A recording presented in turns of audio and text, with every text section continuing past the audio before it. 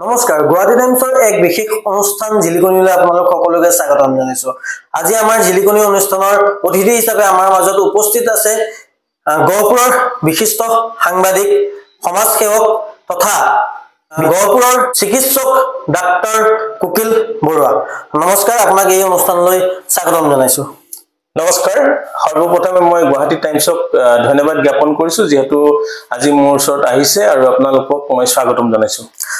হয়, আপোনাৰ বহু নাম আছে গহপুৰত। সাংবাদিকতাৰ ক্ষেত্ৰখনতেই হওক, সমাজৰ ক্ষেত্ৰতেই হওক, ডাক্তৰ ক্ষেত্ৰখনতেই হওক, বিভিন্ন বিষয় লৈ পেলাই আপোনাক আজি আমাৰ এই অনুষ্ঠানত আপোনাক অতিথি হিচাপে আছে। আপোনাৰ পৰা বিভিন্ন কথা আমি জানিবলৈ চেষ্টা কৰিম। যিহেতু বৰ্তমান আপুনি বিভিন্ন কামত জড়িত হৈ আছে, তাৰে মাজত সাংবাদিকতাৰ ক্ষেত্ৰখনত আপুনি ওতঃপ্ৰোতভাৱে জড়িত হৈছে, গতিকে আপোনাৰ পৰা সাংবাদিকতাৰ ক্ষেত্ৰখনৰ বিষয়ে আপোনাৰ পৰা কিছু কথা জানিবলৈ চেষ্টা কৰিম। আপুনি কিমান চনৰ পৰা সাংবাদিকতা জীৱনত প্ৰৱেশ কৰিছিলে আৰু কাৰ প্ৰেৰণা পাইছিলে? হয় হয়, সৰ্বপ্ৰথমে মই বহু বছৰ পিছুৱাই যাব লাগিব। 2008 চনৰ কথা। 2008 চনৰ শেষত 9 চনত একাডেমি অফ জাৰ্নেলিজম, যেটো আসলতে অসমৰ এক পুৰণি অনুষ্ঠান সাংবাদিকতাৰ ক্ষেত্ৰখনত, আৰু সেই একাডেমিৰ পৰা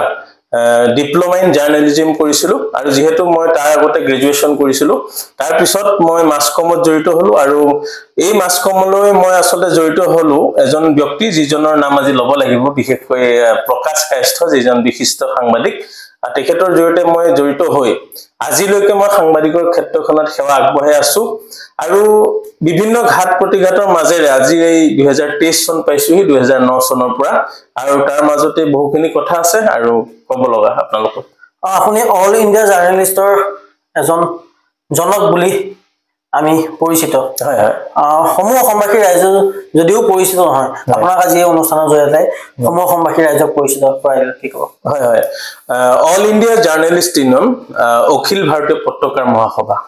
এই অনুষ্ঠানটিৰ জন্ম হৈছিলে 2012 চনৰ 23 মাৰ্চ শুক্ৰবাৰে দিল্লীত, আৰু ইয়াৰ লক্ষ্য আছিলে যে সাংবাদিকৰ নিৰাপত্তা, সাংবাদিকৰ ন্যায়, ন্যায্যতা আৰু বিভিন্ন বিষয় তথা চাওক, আজি যদি ভাৰতবৰ্ষত চাই তেন্তে বহু সাংবাদিকক হত্যা কৰিলে আততে, কিন্তু আজিকো প্ৰতি কিন্তু হত্যাকাৰী চিনাক্ত কৰি দিব নোৱাৰিলে। যদি আমি অসমতে চাওঁ, পৰাগ কুমাৰ দাসৰ নিচিনা এজন ব্যক্তিক আততে হত্যা কৰিলে, আৰু সেই তেনেকুৱা ধৰণৰ যিবিলাক হত্যাকাৰীৰ বিৰুদ্ধে যুঁজখনত অৱতীৰ্ণ হোৱাৰ বাবে আমাৰ অখিল ভাৰতীয় পত্ৰকাৰ মহাসভা, অল ইণ্ডিয়া জাৰ্নেলিষ্ট ইউনিয়নৰ জন্ম হৈছিলে আৰু বিভিন্ন বিশিষ্ট ব্যক্তি ইয়াত জড়িত আছিলে। আমাৰ এই মুহূৰ্তত তেখেতৰ নাম ল'ব লাগিব ৰমেশ কুমাৰ চৌহান, যিজন বিশিষ্ট ৰাষ্ট্ৰীয় পৰ্যায়ৰ এজন সাংবাদিক, আৰু তেখেতে জন্ম দিছিলে এই সংগঠনটিৰ, আৰু আজি ভাৰতবৰ্ষৰ এক সৰ্ববৃহৎ সাংবাদিক সংগঠন। আৰু আমি অসমত 2012 চনত ইয়াৰ শাখা লৈছিলো, ৰাজ্যিক শাখা, আৰু সেই দিন ধৰি আজিলৈকে আমি অসমত অল ইণ্ডিয়া জাৰ্নেলিষ্ট ইউনিয়নৰ দ্বাৰা আমি কাম কৰি আছো ৰাইজৰ হকে। বিভিন্ন ক্ষেত্ৰত কেতিয়াবা সাংবাদিক নিগ্ৰহৰ ঘটনা যদি হয় আমি তাৰ প্ৰতিবাদ কৰিছো। আমি সদায় চৰকাৰক আহ্বান জনাইছো যে সাংবাদিকৰ ন্যায়, ন্যায্যতা, নিৰাপত্তা যাতে সদায় সুনিশ্চিত হ'ব লাগে, তাৰ বাবে আমি দাবী জনাই আছো। আৰু বিভিন্ন সমাজৰ বিভিন্ন ক্ষেত্ৰত কাম কৰা ব্যক্তিক আমি আমাৰ সংগঠনৰ দ্বাৰা আমি সন্মানিত কৰি আহিছো। বিভিন্ন দুখীয়া ল'ৰা ছোৱালীক আমি আৰ্থিকভাৱে সহায় কৰি আহিছো, বিধৱা মহিলাক আমি সহায় কৰি আহিছো। ঠিক আমি আজিকো প্ৰতি আমি ইয়াৰ কাৰ্যসূচী আমি অব্যাহত ৰাখিছো। অখিল ভাৰতীয় পত্ৰকাৰ যি মহাসভা আছে, এই মহাসভাই বিভিন্ন সময়ত বিভিন্ন জনক বঁটা প্ৰদান কৰি আহিছে। চাওক, অখিল ভাৰতীয় পত্ৰকাৰ মহাসভাই যিটো আচলতে বঁটা প্ৰদান কৰে, বিভিন্ন ক্ষেত্ৰত জড়িত থকা ব্যক্তি, কোনোবা চিকিৎসকেই হওক, কোনোবা সমাজকৰ্মী হওক, কোনোবা আৰ্টিষ্টেই হওক, কোনোবা ডান্সাৰেই হওক, আমি তেওঁলোকক এক প্ৰেৰণামূলক এৱাৰ্ড ইজ এ এনকাৰেজ, আচলতে সন্মানটোৱে এটা এনকাৰেজ প্ৰদান কৰা হয়, আৰু সেই লক্ষ্য আগত ৰাখি আমি উত্তৰ পূৰ্বাঞ্চলত বিভিন্ন ক্ষেত্ৰত সেৱা আগবঢ়োৱা ব্যক্তিক আমি প্ৰতি বছৰ আমি সন্মান দি আহিছো। এই সংগঠনটো অসমত বা উত্তৰ পূৰ্বাঞ্চলত কেনেধৰণৰ প্ৰচাৰ প্ৰসাৰৰ ক্ষেত্ৰত আপোনালোকে ব্যৱস্থা হাতত লৈ আহিছে? চাওক, আমি 2012 চনৰ পৰা আমি অসম উত্তৰ পূৰ্বাঞ্চলত ইয়াৰ প্ৰসাৰৰ কাম কৰি আছো। অসমৰ বিভিন্ন জিলাত আমাৰ জিলা সমিতি আছে, আমাৰ অৰুণাচলত প্ৰদেশ কমিটি আছে, আমাৰ নাগালেণ্ডত আছে, আমাৰ উত্তৰ পূৰ্বাঞ্চল জুৰি আমাৰ বিভিন্ন সংবাদকৰ্মী আমাৰ লগত জড়িত আছে আৰু আমি সদায় একত্ৰিত হৈ আমি কাম কৰি আছো। আপোনাৰ যিহেতু আপোনাৰ ঘৰ বা গহপুৰত, হয়, গহপুৰ এখন ঐতিহাসিক স্থান, কি ক'ব এই মতত? গহপুৰ আচলতে শ্বহীদ নগৰী গহপুৰ, গহপুৰৰ ঐতিহ্য যদি চাই তেন্তে আপুনি চাব লাগিব বিভিন্ন ক্ষেত্ৰত চহকী গহপুৰ। আৰু গহপুৰৰ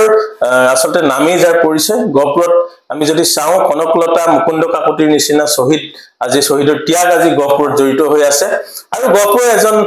ব্যক্তি হিচাপে মই গৌৰৱান্বিত, গহপুৰৰ মান মৰ্যাদা ৰাখিবৰ কাৰণে অহৰহ কাম কৰি আছো আৰু সাধাৰণ ৰাইজৰ হকে মোৰ কাম চলি আছে আৰু অনাগত দিনত ৰাইজে নিশ্চয় চকু দি আছে আৰু আমি কাম কৰাৰ চেষ্টা অব্যাহত ৰাখিছো। গহপুৰৰ এজন সংবাদকৰ্মী হিচাপে আপুনি ইয়াত সাংবাদিকতা কৰি আহিছে, গহপুৰৰ বিভিন্ন সমস্যা আপুনি বিভিন্ন সময়ত উত্থাপন কৰিছে, সমস্যা সমাধানৰ ক্ষেত্ৰত বা যিখিনি বৰ্তমান লাগে সমস্যা হৈ আছে সেই সমস্যাসমূহৰ সম্পৰ্কে কি ক'ব? গহপুৰ নহয় সৰ্বভাৰতত যদি আমি চাই সমস্যাৰে কিন্তু একেবাৰে ভাৰাক্ৰান্ত ভাৰতবৰ্ষ আৰু বিশেষকৈ গহপুৰৰ বিভিন্ন পিছপৰা জেগা আছে, বিভিন্ন জাতি জনগোষ্ঠীৰ অঞ্চল গহপুৰ। আৰু এই গহপুৰত কিন্তু আজি যদি মই চাওঁ তেন্তে বিভিন্ন ক্ষেত্ৰত গহপুৰ পিছ পৰি আছে, শিক্ষাৰ ক্ষেত্ৰত কিন্তু গহপুৰ পিছ পৰি আছে আৰু বিশেষকৈ নিবনুৱা সমস্যাই কিন্তু গহপুৰত এক আগ্ৰাসন মানে এটা এনেকুৱা ধৰণৰ এটা পৰিস্থিতিৰ সৃষ্টি হৈছে যিটোৱে এক মানে বিভীষিকাময় সৃষ্টি হৈছে। সেয়ে মই ভাবো যে চৰকাৰকো আহ্বান জনাও যাতে গহপুৰে নহয় অসমেই নহয় গোটেই ভাৰতবৰ্ষত যাতে নিবনুৱা সংস্থাপনৰ ব্যৱস্থা কৰিব লাগে চৰকাৰে, সাধাৰণ ৰাইজৰ কথা ভাবিব লাগে, শূন্য সহনশীলতাৰ কথা কৈ থকা চৰকাৰে আজি সকলোৰে মান মৰ্যাদা সকলোৰে নিৰাপত্তাৰ কথা ভাবিব লাগে, মই সেইটোৱেই ভাবো। যিহেতু গহপুৰত সপ্তম নদীৰ তাণ্ডৱ চলোৱা দেখা যায় বাৰিষা সময়ত, বানপানীৰ এক সমস্যা আছে গহপুৰৰ পৰা ধৰি পেলাই উত্তৰ অসমৰ বা লখিমপুৰ ধেমাজিকে ধৰি পেলাই বিভিন্ন অঞ্চলত, কি ক'ব মতত? গহপুৰে নহয় অল অসমী আচলতে বানপীড়িত এক অঞ্চল আৰু বিশেষকৈ গহপুৰত মই যদি চাওঁ বিগত বহু বছৰ ধৰি কিন্তু প্ৰত্যেকবাৰে আপোনাৰ বানৰ বিভীষিকাত আমাৰ বহু ব্যক্তি প্ৰাণ হেৰুৱাইছে আৰু বিভিন্ন ক্ষেত্ৰত মই কিন্তু চৰকাৰকো দুখ দিব লাগিব, বিশেষকৈ কিছুমান নেতা পালি নেতাৰ যিটো আচলতে কৰ্ম দক্ষতা নথকা কৰ্মৰ দক্ষহীন বিষয়ৰ কাৰণে কিন্তু গহপুৰৰ বানপানী সমস্যাই কিন্তু এক বিভীষিকাৰ সৃষ্টি কৰিছে আৰু বহু সময়ত আমি বহু আপোন মানুহক হেৰুৱাইছো। সেয়ে মই ভাবো যাতে চৰকাৰে এক নিখুঁত পৰিকল্পনা গ্ৰহণ কৰি গহপুৰৰ যিটো বান সমস্যাটো যাতে সমাধান কৰে, তাৰ বাবে মই আপোনাৰ চেনেলৰ জৰিয়তে মই চৰকাৰক আহ্বান জনাই। এজন সাংবাদিক হোৱাৰ উপৰিও এজন সুচিকিৎসক, কি ক'ব এই মুহূৰ্তত ৰাইজলৈ কেনেধৰণৰ মন্তব্য আগবঢ়াব? হয়, আচলতে মোক বহুতে সাংবাদিক বা বিজনেছমেন হিচাপে ভাবে, কিন্তু পেছাত মই এগৰাকী ফিজিঅথেৰাপিষ্ট। 2009 চনতে মই ফিজিঅথেৰাপিষ্ট, আচলতে 9 চনত মই পঢ়া আৰম্ভ কৰি আপোনাৰ সেই পৰ্যায়ত 4 বছৰীয়া এটা পাঠ্যক্ৰম শেষ কৰি তাৰ পিছত মই ফিজিঅথেৰাপিষ্ট হিচাপে মই লাভ কৰিছিলো আৰু আজিকো প্ৰতি মই ৰাইজৰ সেৱা কৰি আছো আৰু মই আপোনালোকৰ জৰিয়তে মই আচলতে গৌৰৱ অনুভৱ কৰিছো যে এপলো পেইন কেয়াৰৰ নিচিনা এক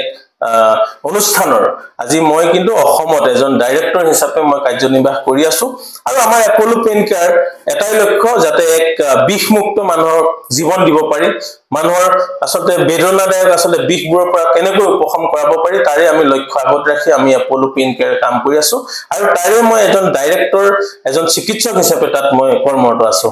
এই চিকিৎসা ক্ষেত্ৰখনত আপুনি সোমাই পৰিছে, বিভিন্ন দৰিদ্ৰ লোকক আপুনি সহায় কৰা পৰিলক্ষিত হয়। বিগত 2012 চনৰ পৰাই মই অহৰহ দুখীয়া নিচলা ব্যক্তিক সহায় কৰি আহিছো আৰু যাৰে যি দুখ হয় সেই মুহূৰ্ততে মই উপস্থিত হৈছো আৰু মই এইটো ক'ব নিবিচাৰো যে মোৰ যিটো আচলতে ক্ষমতা সেই ক্ষমতাৰে মই অকমান কিঞ্চিত সহায় কৰিছো আৰু বিশেষকৈ মই দুখীয়া যিবিলাক মেধাৱী ছাত্ৰ তেওঁলোকক মই কিতাপে বা আৰ্থিক কিছুমান সহায় কৰিছো আৰু তেওঁলোক উপকৃত হৈছে আৰু বিভিন্ন ক্ষেত্ৰত বিভিন্ন ৰোগীয়া ব্যক্তিক মই সহায় কৰি আহিছো আৰু তেওঁলোকেও আশীৰ্বাদ দিছে আৰু অনাগত দিনত আৰু সহায় কৰিবলৈ মই আচলতে দৃঢ় প্ৰতিজ্ঞাবদ্ধ। আপুনি চিকিৎসা সেৱাৰ লগত যেহেতু জড়িত হৈ আছিলে বা বৰ্তমানো চিকিৎসা সেৱাৰ লগত জড়িত হৈ আছে, ৰোগীসকলক চিকিৎসা আগবঢ়াই আহিছে, আমি ৰাইজে গহপুৰৰ ৰাইজে কয় বাইক সেৱাকে আদি কৰি পেলাই আপুনি স্বৰ্গৰথ বা ধৰি লোৱা বিভিন্ন সেৱা আগবঢ়াই আছে, কি ক'ব এই মুহূৰ্তত? হয় আসলে অসমত প্ৰথম বাইক এম্বুলেন্স সেৱা মই আৰম্ভ কৰিছিলো আৰু এটাই লক্ষ্য আছিল যে যি কেজন ব্যক্তিয়ে আসলে বাইকত উঠি আহিব পাৰিব যদি অলপ তেওঁলোকৰ সৰু বেমাৰ হয় তেওঁলোকক যাতে বিভিন্ন ভিতৰুৱা অঞ্চলৰ পৰা যাতে বাইকেৰে আনি আমি গহপুৰ হস্পিটেলে হওক বা বিভিন্ন ধৰণৰ ফাৰ্মাচিতে হওক আমি বিনামূলীয়াকৈ কেনেকৈ তেওঁলোকক অকমান সকাহ দিব পৰা আনি পেলাই তাৰ লক্ষ্য ৰাখি আমি বাইক এম্বুলেন্স সেৱা অব্যাহত ৰাখিছিলো আৰু আমাৰ অহা দিনবোৰত পৰিকল্পনা আছে যাতে গহপুৰৰ কাৰণে মই যাতে এম্বুলেন্স ফ্ৰী এম্বুলেন্স স্বৰ্গৰথী হওক বা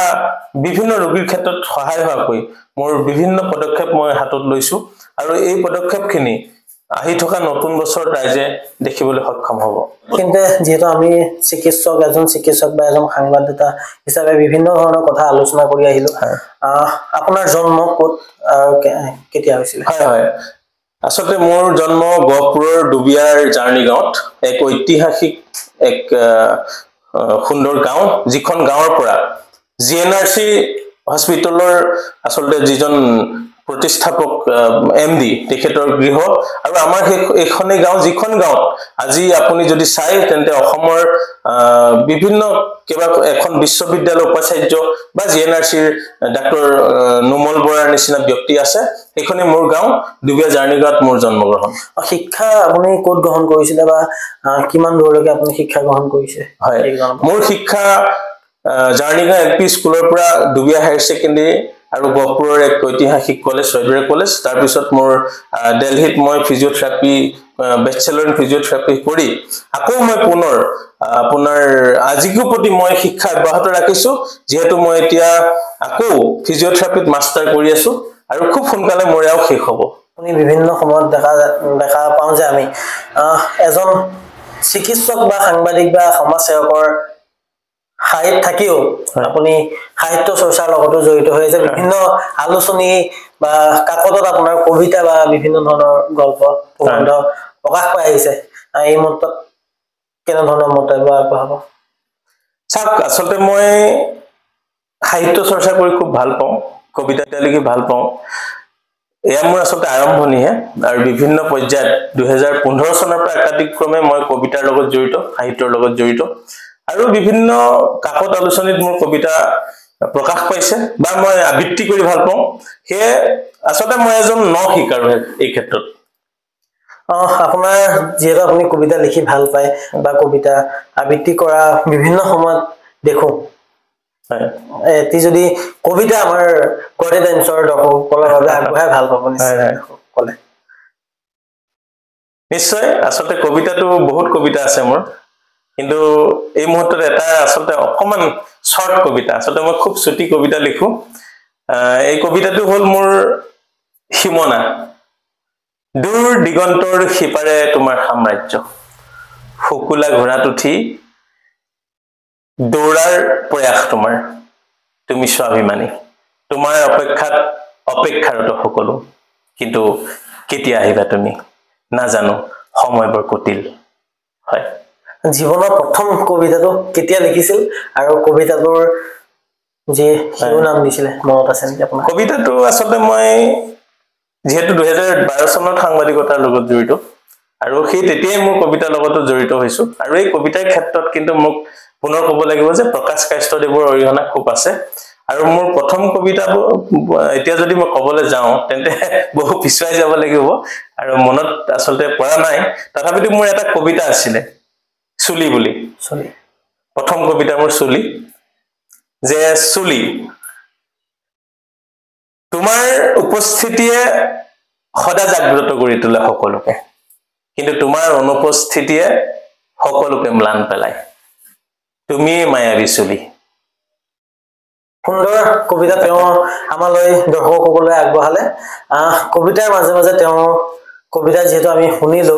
অকল কবিতা এটা লাগি থাকিলেও যেহেতু নহব তেওঁ আৰু বিভিন্ন ধৰণৰ কথা আছে আমি কথাখিনিৰ মাজলৈ আগবাঢ়ি যাব লাগিব গতিকে তেওঁ অন্য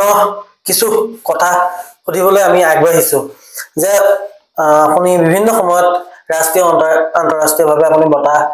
লাভ কৰি আহিছে কি বঁটা লাভ কৰিলে বা কেনে ধৰণৰ মন্তব্য আগবঢ়াব ক্ষেত্ৰত আসলতে 2019 চনটো 2019 চনটো মোৰ বাবে একেবাৰে সৌভাগ্যৰ আসলতে বছৰ আছিল আৰু সেই বছৰতে মই দুটা এৱাৰ্ড পাবলৈ সক্ষম হলো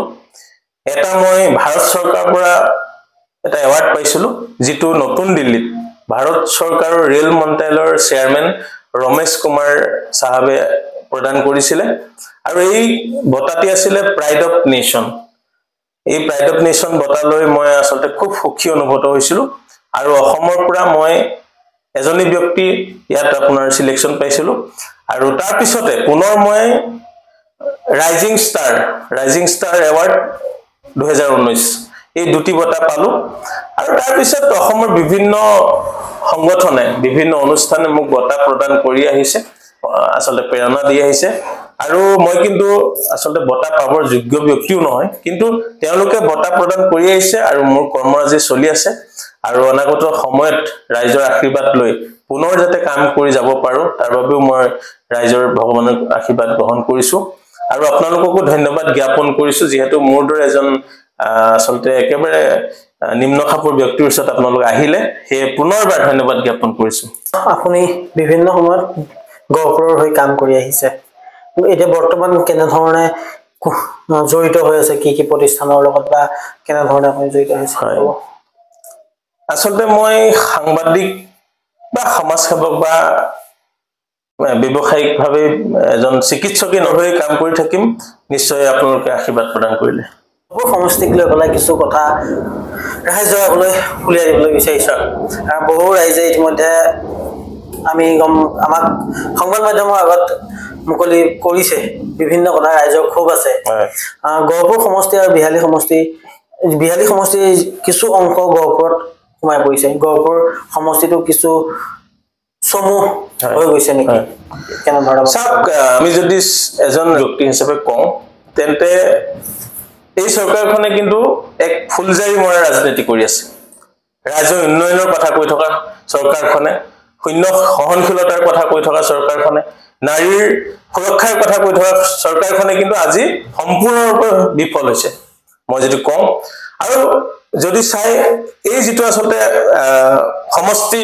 সংৰক্ষণ সমষ্টি বৰ্ধিতকৰণ প্ৰক্ৰিয়া কৰিলে এটো সম্পূৰ্ণভাৱে এটো যেটো শাসিত যেটো দল এই দলৰ স্বাৰ্থত তেওঁলোকে কাম কৰিছে আৰু আমি ভাবো যে যদি এনে ধৰণে যদি সমষ্টি আমাৰ যদি আজি চাই বিহালী হক গহপুৰ হক যেটো ধৰণৰ প্ৰক্ৰিয়া অলসমত কৰিলে এই প্ৰক্ৰিয়াটো কিন্তু আমাক সম্পূৰ্ণৰূপে আমাক লোকসান কৰাৰ বুলি আমি পৰিলক্ষিত হৈছো আৰু আমি এটা কথা ক'ব বিচাৰিছো এই চৰকাৰে কিন্তু সম্পূৰ্ণৰূপে কিন্তু আমাৰ জনসাধাৰণক কিন্তু আপোনাৰ বিভিন্ন ধৰণৰ বুজা বিভিন্ন ধৰণৰ আপোনাৰ যদি চাই তেন্তে আজি যেটো আসলতে মূল্যবৃদ্ধি এই মূল্যবৃদ্ধিয়ে কিন্তু একেবাৰে কুঙা কৰি পেলালে মানুহক হে মই ভাবো যে ৰাইজ আজি সজাগ হবৰ হ'ল এই চৰকাৰক আহ্বান জনাইছো আৰু চৰকাৰ যাতে আমাৰ দুখীয়া নিচলা মানুহখিনি হৈ যাতে কাম কৰে তাৰ বাবে আহ্বান জনাইছো আপুনি সংবাদ জগতখনৰ লগত ওতপ্ৰোতভাৱে জড়িত বৰ্তমান কোন প্ৰতিষ্ঠানৰ লগত জড়িত হৈ সংবাদ সেৱা কৰি আহিছে হয় কি জনাব মই বিশ্বনাথ জিলাৰ ব্যুৰো হিচাপে আছো এনবি নিউজ অসম লাইভ অসমৰ এক আসলতে নামি দামি এক চেনেল আৰু এই চেনেলৰ আগত মই আসাম টকছৰ এজন অৰুণাচলৰ ৰাজ্যিক প্ৰতিনিধি হিচাপে কাম কৰি আছিল তাৰ আগত মই ৰাষ্ট্ৰীয় পৰ্যায়ৰ কে নিউজ ইণ্ডিয়াৰ মই অসমৰ এজন প্ৰধান হিচাপে কাম কৰি আজিকো প্ৰতি আছো আৰু বিভিন্ন বাতৰি কাকত আলোচনী এনেকুৱা ধৰণৰ বহু আছে যিখিনি এতিয়া মই আপোনাক কোৱাৰ অকণ সুবিধা আছে মই অল ইণ্ডিয়া জাৰ্নেলিষ্ট ইউনিয়নৰ লগত জড়িত হৈ আছে আপুনি কি পদত আছে আৰু কেনে ধৰণৰ কি ক'ব মত হয় অল ইণ্ডিয়া জাৰ্নেলিষ্ট ইউনিয়নৰ মই এতিয়া উত্তৰ পূৰ্বাঞ্চলৰ এজন ইনচাৰ্জ হিচাপে কৰ্মৰত আৰু উত্তৰ পূৰ্বাঞ্চলৰ সংবাদকৰ্মীসকলৰ ন্যায্যতাৰ কাৰণে মই কাম কৰি আছো তেওঁলোকক একত্ৰিত কৰাৰ প্ৰয়াস কৰি আছো তেওঁলোকক একত্ৰিত কৰি চৰকাৰক দাবী জনাব বিচাৰি আছো যে আমাৰ সংবাদকৰ্মীসকলৰ মফচলীয়া সাংবাদিকসকলৰ যেটো আসলে দুখ দুৰ্দশা এনে পৰ্যায়লৈ গৈছে কিছুমান সাংবাদিকে আজি তেওঁলোকে আত্মহননৰ দৰে ঘটনা সংঘটিত হৈছে আমাৰ দুখীয়া নিচলা সাংবাদিকে চাওক আজি যদি চাই কিন্তু বহু ক্ষেত্ৰত সাংবাদিক পিছ পৰি আছে কিছুমান পক্ষ আছে যি পক্ষই কিছুমান সাংবাদিকক তেওঁলোকৰ মুখ বন্ধ তেওঁলোকক হত্যা কৰাৰ নিচিনা তেওঁলোকে এক পদক্ষেপ গ্ৰহণ কৰি আছে সেই মই এই আপোনাৰ এই চেনেলৰ জৰিয়তে মই সেই সকল ব্যক্তিক সেই সকল অনুষ্ঠানক মই আসলে প্ৰত্যাহ্বান জনাইছো যাতে আমাৰ অল ইণ্ডিয়া জাৰ্নেলিষ্ট ইউনিয়নে সদায় দুৰ্নীতিৰ বিৰুদ্ধে আমি কাম কৰি থাকিম আমি সাংবাদিকৰ ন্যায়্যতাৰ কাৰণে আমি কাম কৰি থাকিম আৰু আমি এটাই দাবী জনাইছো যে সাংবাদিক হত্যা বন্ধ হ'ব লাগে সাংবাদিকৰ নিগ্ৰহৰ ঘটনা বন্ধ হ'ব লাগে আৰু সেইটোৱে মই আহ্বান জনাইছো যি এই অল ইণ্ডিয়া জাৰ্নেলিষ্ট ইউনিয়ন ভৱিষ্যত পৰিকল্পনা আপোনালোকে কেনে ধৰণে আগবাঢ়ি যোৱা কিন্তু ভৱিষ্যত পৰিকল্পনা কেনে ধৰণে ৰাখিছে স্যাৰ আমাৰ এক খুব সুন্দৰ এক অনুষ্ঠান হ'বলৈ গৈ আছে অল ইণ্ডিয়া জাৰ্নেলিষ্ট ইউনিয়নৰ দ্বাৰা গহপুৰৰ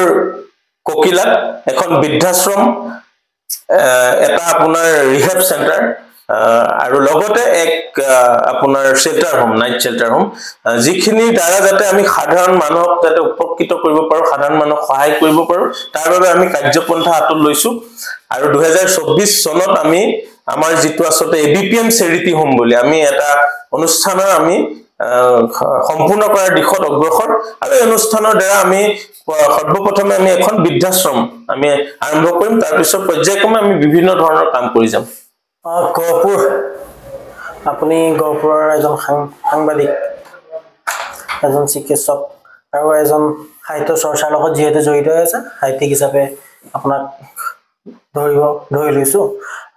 কবিতা শুনাইছিল অকমান আগতে ৰাইজে নিশ্চয় মনোৰঞ্জন পাইছে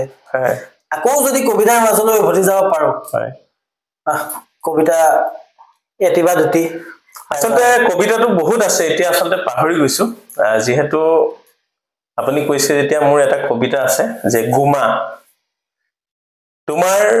অভিমানী দুচকুত দেখা পাওঁ গুমা অনুভূতি মই আসলে কবিতাবোৰ খুব শৰ্ট আৰু সেই ৰাইজে খুব আমোদ পায় আৰু নিশ্চয় আপোনালোকক সময় পালে অনাগত দিনত খুব সুন্দৰকৈ কবিতাখিনিও ৰোমান্টিক যেন যিকেইটা কবিতা শুনিলো বৰ্তমান ৰোমান্টিক কবিতাই শুনিছো ৰাইজেও শুনি ভাল পাইছে সেইটোকে আকৌ আপোনাক কবিতা গাবৰ বাবে জনোৱা হৈছে যেহেতু অনুষ্ঠান আৰম্ভণি কৰিলে শেষ কৰিবই লাগিব মানুহ জন্ম ল'লে মৃত্যু হ'বই অনুষ্ঠান আমি আৰম্ভণি কৰিছিলো আমি বৰ্তমান শেষ কৰিবলৈ আগবাঢ়িছো তেওঁক এই অনুষ্ঠানৰ পৰা বিদায় দিছো আৰু আমাক গুৱাহাটী টাইমছক এই অনুষ্ঠানত সময় দিয়াৰ বাবে তেওঁক ধন্যবাদ জ্ঞাপন কৰিছো নমস্কাৰ